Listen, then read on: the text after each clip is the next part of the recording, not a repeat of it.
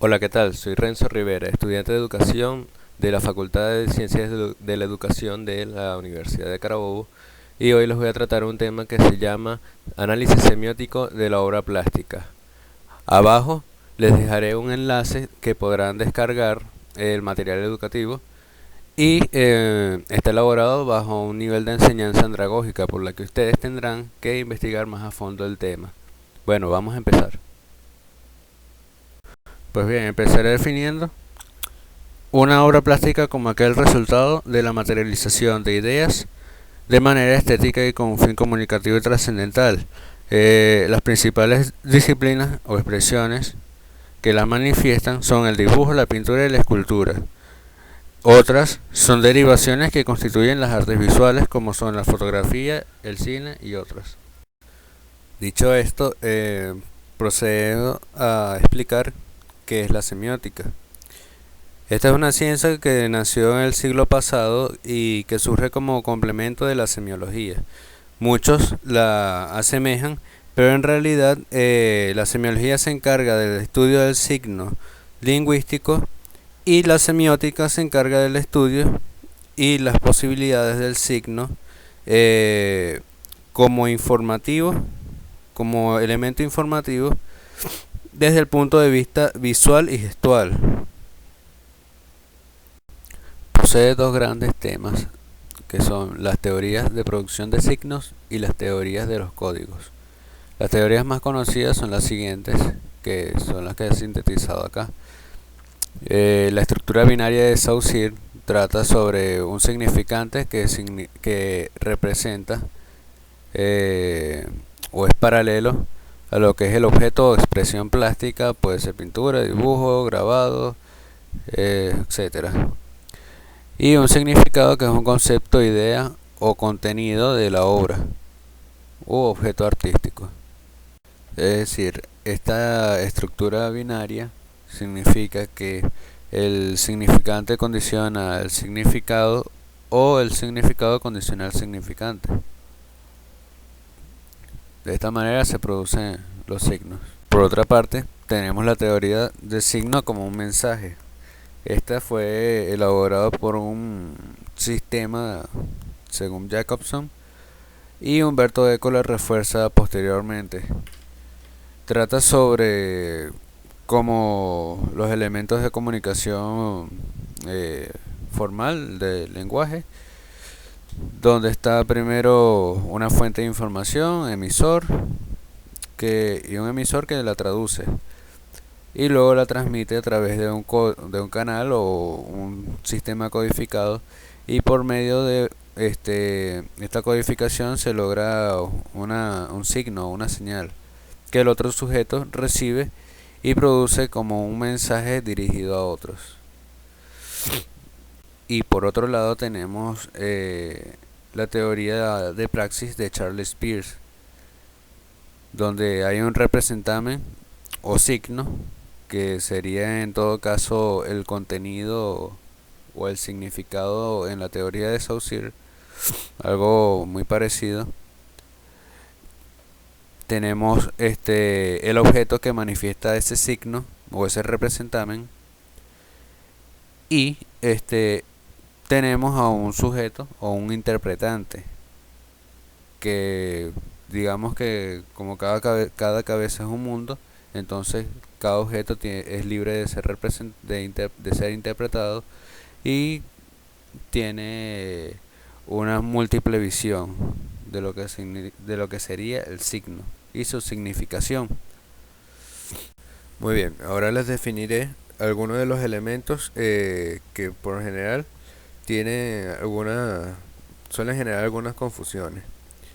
El signo, principalmente, es la unidad de representación de la idea o la aproximación más idónea a lo que no conocemos, pero intentamos definir. Los elementos son el significado y el significante, y la significación. El significado es la idea del contenido del objeto y se representa textualmente. Es decir, cuando vamos a describir un objeto, tenemos que representarlo textualmente. su significado. En cuanto al significante, es el objeto que contiene el significado o que se le aproxima a su contenido.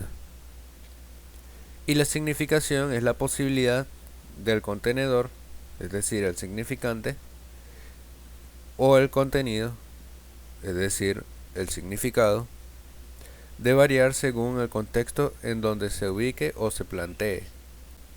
En lo que respecta a la codificación, tenemos los elementos denotativos, connotativos, o la denotación, la connotación, y el atributo y lo que conocemos como el metalenguaje. Bien, en cuanto a la denotación, es como la descripción tal cual del signo que estamos viendo, que estamos percibiendo. La connotación es la interpretación que nosotros le vamos a dar a ese signo.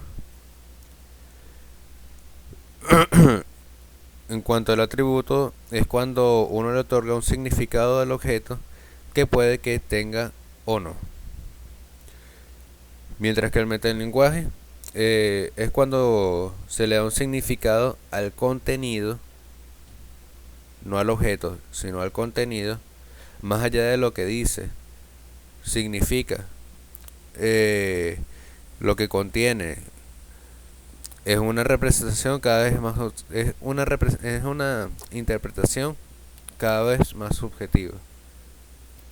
Para finalizar este segmento, como representaciones de la semiótica de Peirce, que era la semiótica que complementaba la producción de signos con la teoría de los códigos, plantea tres elementos importantes que son el índice, el icono y el símbolo. El primero es cuando el objeto sugiere el signo. El segundo es cuando el objeto representa tal cual es el signo. Y el tercero, el signo se relaciona al objeto sugiriendo sin sugerirlo ni materializarlo a imagen y semejanza. Por ejemplo, para índice sería la victoria de Samotracia. Como icono podríamos mencionar un retrato romano. Y como símbolo podríamos ubicar una pirámide o el elemento del compás y la escuadra masónica. Ahora, para hacerles una breve estructura de las ramas sobre las que se apoya la semiótica, tenemos, por ejemplo, la semántica, la sintaxis y la praxis o la pragmática, que son, digamos que las principales, y como extras son la semasiología y la onomasiología. En la semántica se estudian las posibles relaciones que se dan entre el objeto y el contenido, o entre los signos como significado y significante. En la sintaxis se estudia la relación entre el significante, es decir, entre el objeto, y en la praxis eso tiene que ver con la experiencia con la cual el interpretante o el intérprete relaciona los significados del objeto. En la parte de la semasiología, que estudia la relación entre el nombre y los objetos, es decir, porque el agua es agua, o se llama agua, y la onomasiología, que es la que le da el nombre al objeto. Ok, ya había mencionado los elementos de la semiótica como ciencia. Ahora voy a nombrarles los elementos de la obra plástica o signos visuales de la obra plástica, que son el color, la composición, la textura, las líneas y las formas, el espacio y el volumen, entre otros, pero en la obra plástica se tratan principalmente estos. Cada uno tiene su grado de significación según su estructura en la obra plástica o según su composición, digamos, de una manera. Bien, el color es un signo que puede indicar o simbolizar algo particular según se componga en la obra de arte, en la obra plástica. Por ejemplo, el blanco indica luz, limpieza y simboliza perfección, pureza, virginidad, inocencia. Y el azul indica estabilidad, cielo y mar. Y simboliza estabilidad, lealtad, fe, verdad, sabiduría, confianza. Si lo llevamos a una imagen, la Virgen María está vestida de ropas de color azul y blanco, ¿cierto? Entonces, lo vemos simbolizado en los colores como su virginidad, su inocencia, su pureza, su sabiduría, su fe a Dios, su confianza, como la verdad, la lealtad a Dios, ese tipo de cosas.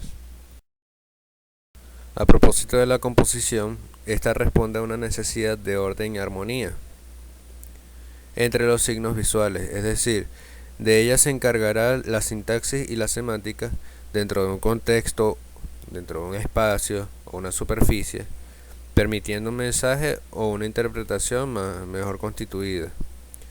Es decir, la composición se puede realizar en un espacio físico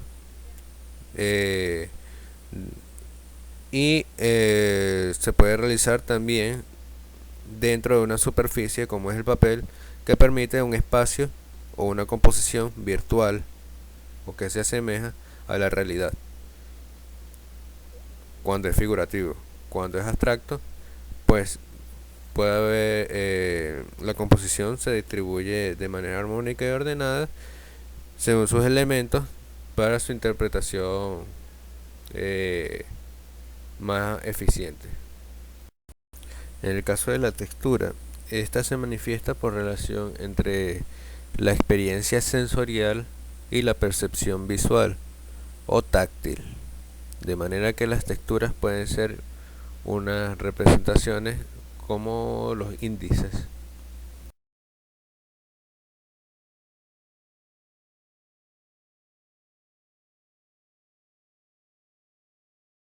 Seguidamente vemos que está el signo visual de las líneas y las formas.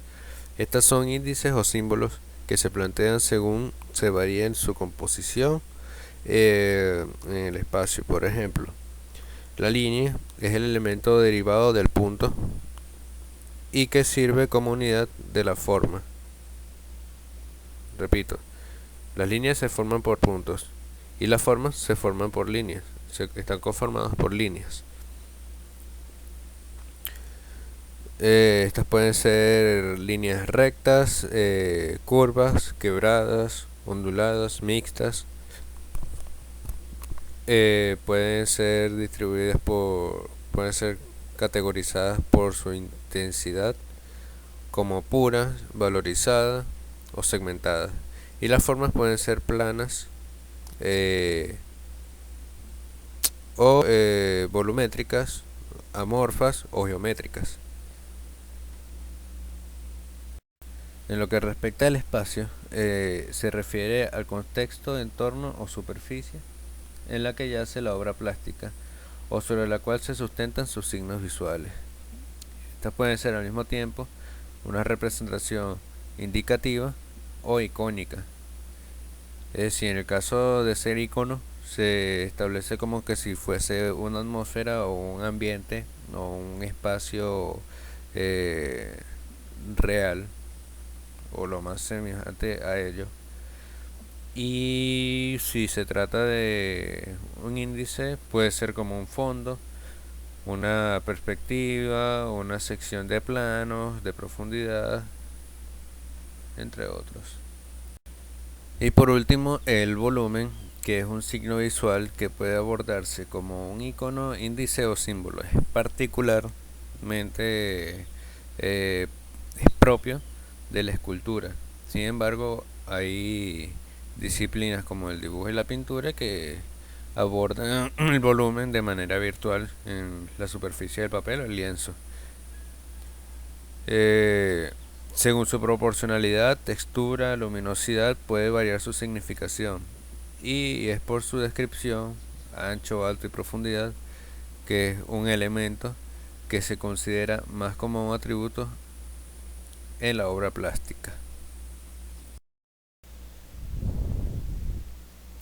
Quise agregar este apartado de recursos estilísticos porque pueden ayudarnos a orientar las interpretaciones de la obra plástica. Sin embargo, voy a tratar 4 de estos recursos. Pueden revisar los otros en el material educativo, pero estos 4 particularmente porque tienen relación con las imágenes que voy a trabajar, que voy a explicarles en el apartado de la galería. Entonces tenemos que un recurso estilístico es una manera de presentar estéticamente un mensaje para lograr su permanencia y trascendencia en la sociedad. Una sociedad que lo recibe como un mensaje clave.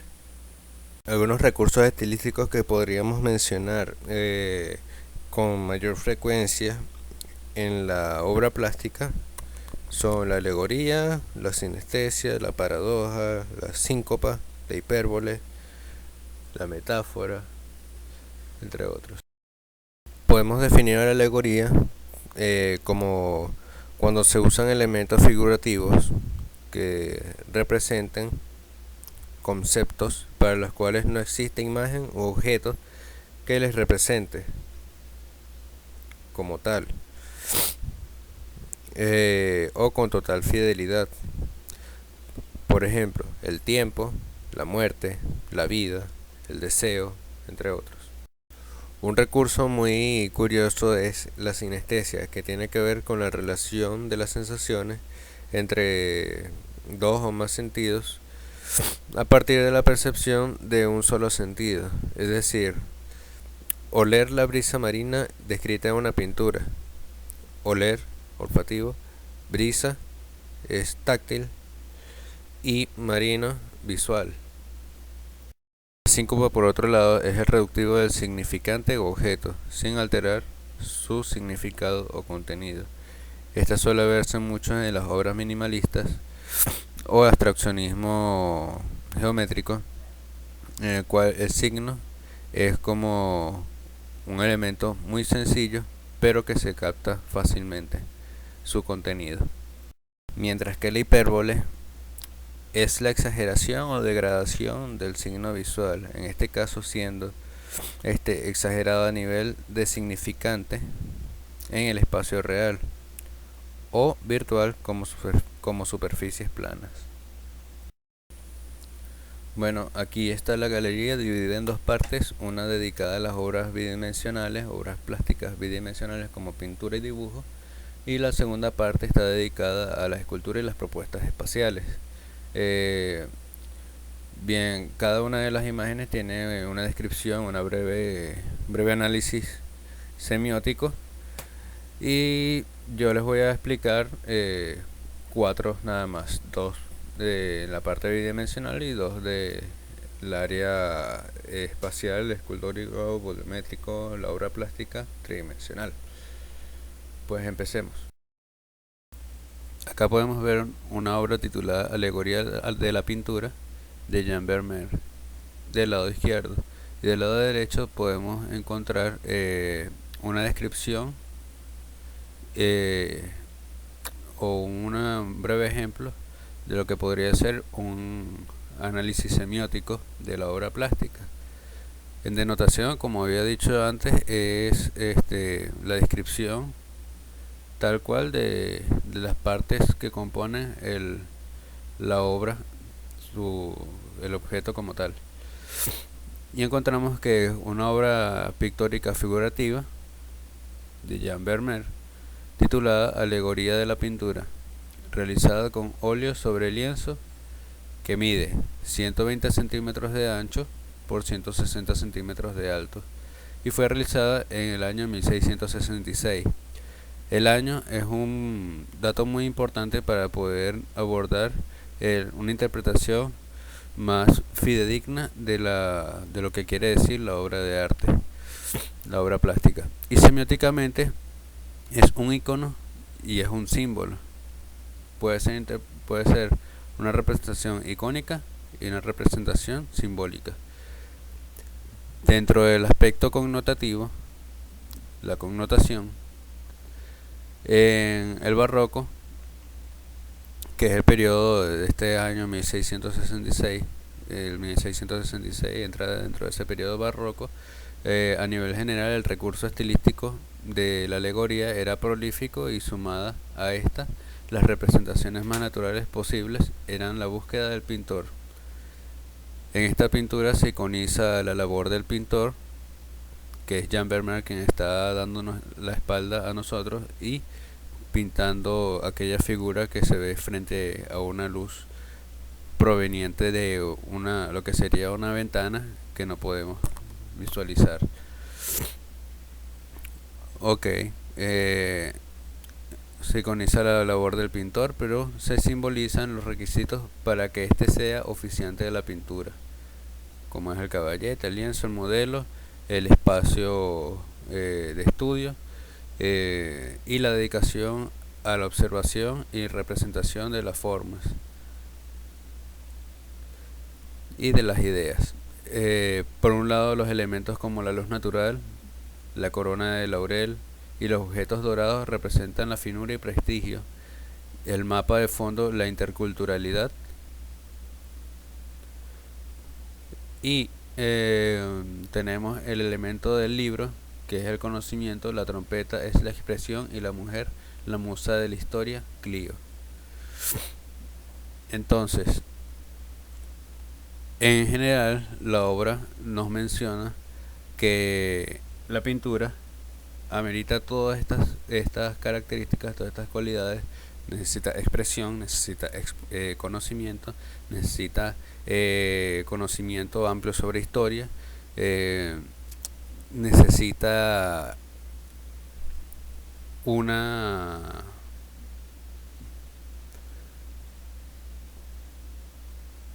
riqueza cultural,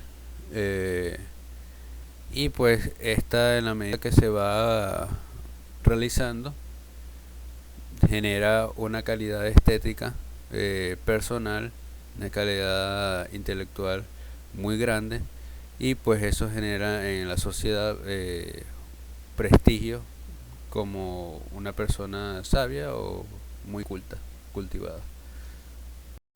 Aquí nos encontramos con otra obra que es una intervención espacial del artista Jaife Brea.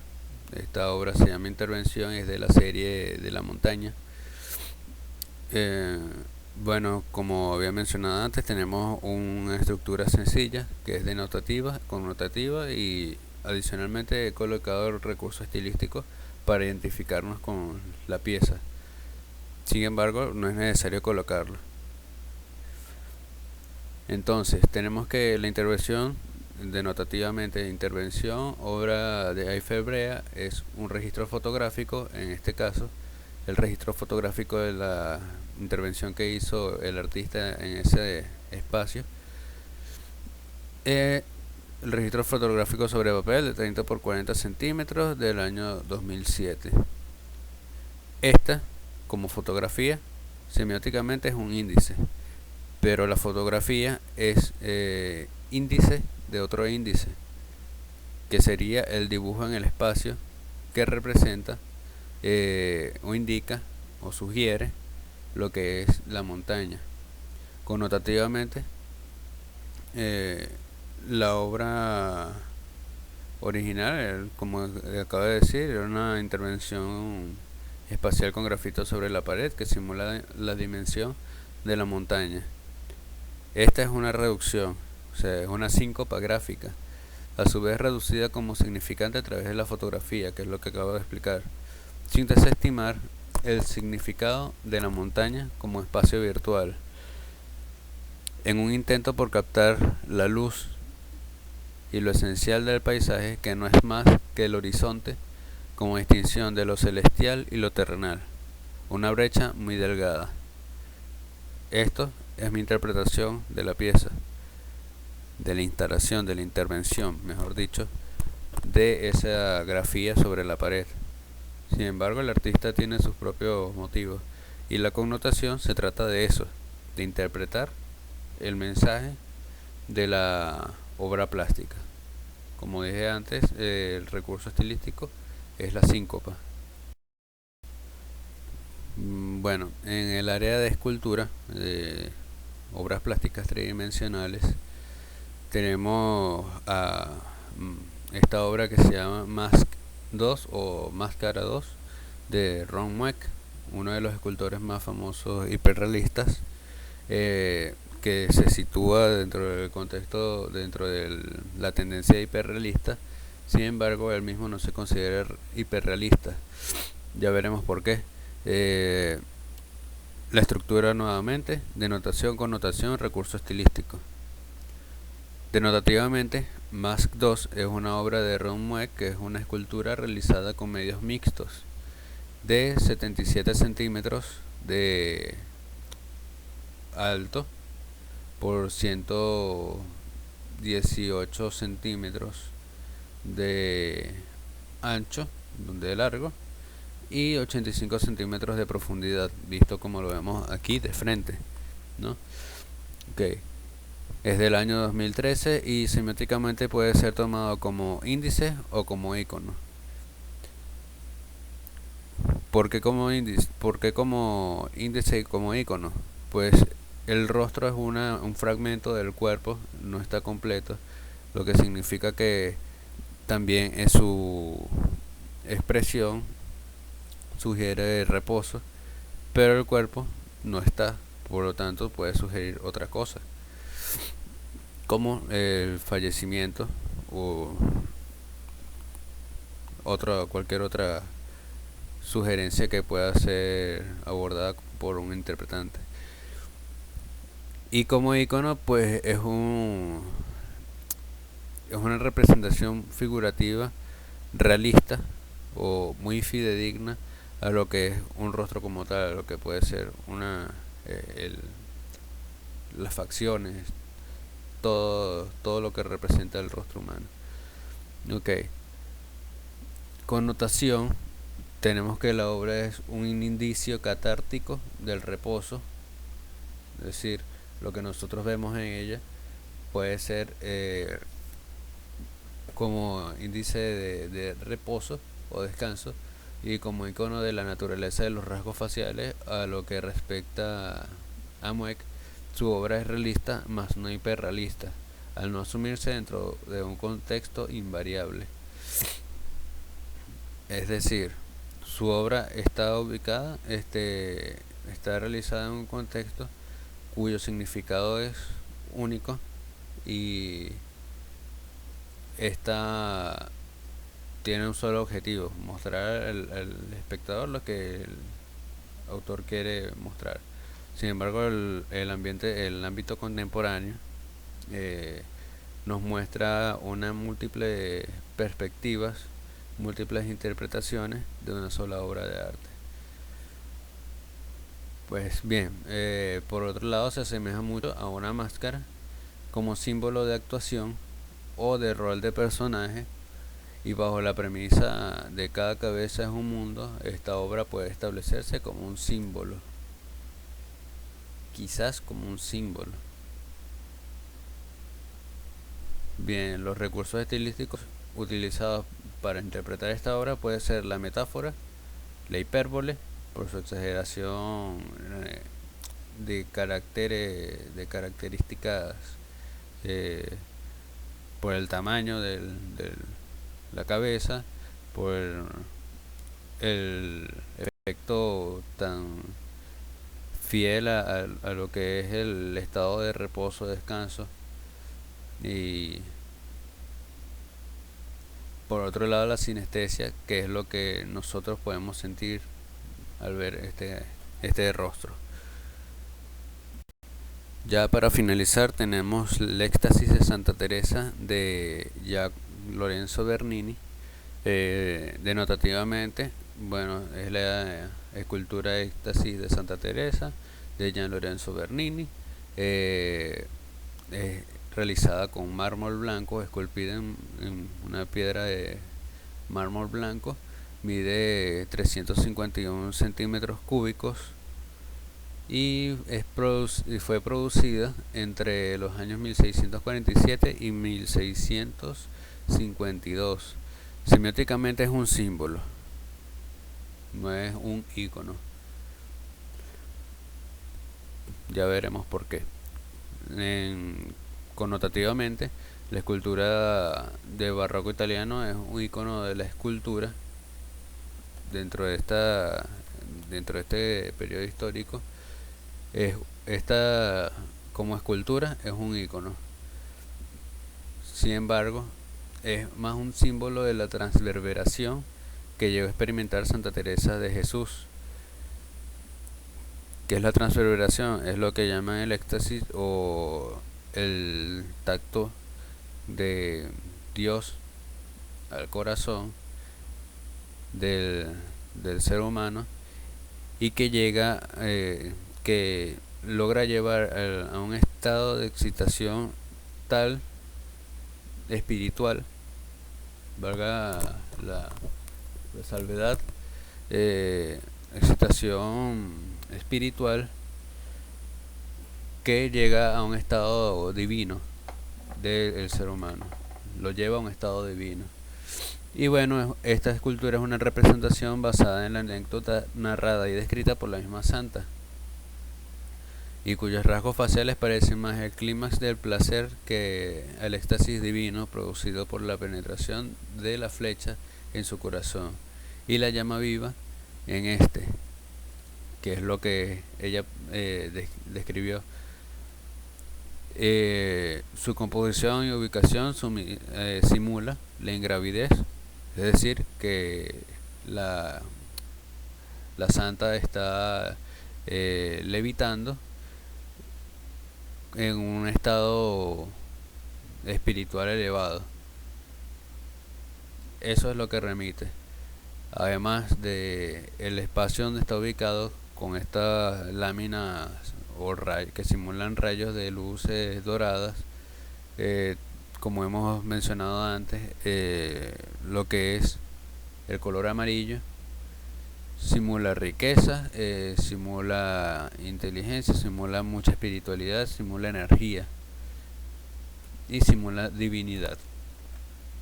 En este caso, el recurso estilístico para poder abordar lo que significa esta obra, los recursos estilísticos serían en todo caso la alegoría y la hipérbole. Finalmente llegamos a los créditos. Acá está dividido en dos partes. Una tiene las páginas web de donde extraje la información para elaborar este material educativo y donde pueden conseguir mucha más información. Y la otra parte tiene que ver con el lugar donde yo extraje las imágenes. Pues muchas gracias, y pueden comentar y descargar el material, que les dejaré el enlace abajo por Google Drive. Hasta luego.